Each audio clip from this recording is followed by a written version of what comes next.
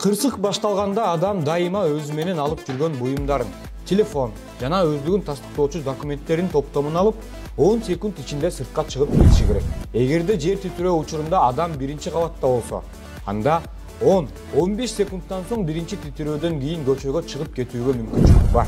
Жер титирөө учурунда адам экинчи кабатта болсо, бөлмөдөгү эң коопсуз жерди табуу, бурч, столдун асты жана башка сыяктуу жерлерди табуу керек.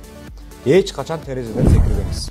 Эгер жер титирөө учурунда адам сыртта болсо, туруксуз курулуштардан, кыйроочу чакан имараттардан алыс болуу зарыл.